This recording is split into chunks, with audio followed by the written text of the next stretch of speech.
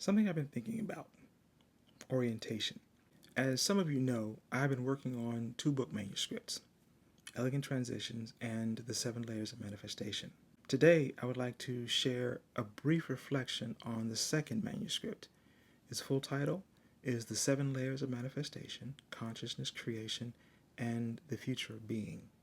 As I continue writing, ideas emerge from time to time.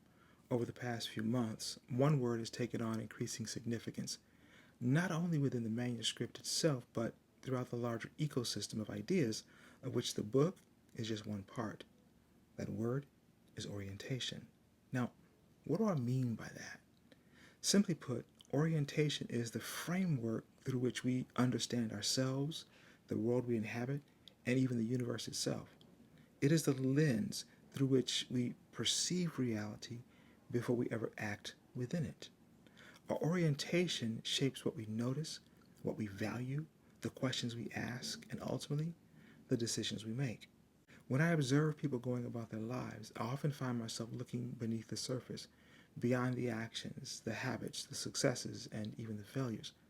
I find myself asking, what orientation gave rise to this? Because every decision begins with a way of seeing.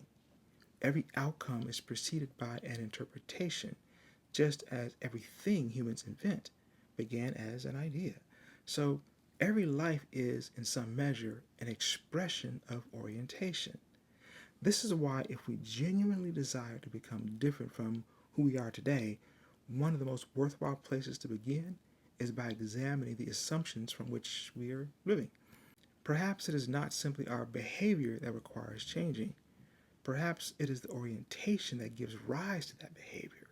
The same, I believe, may be true of families, organizations, communities, and even entire societies.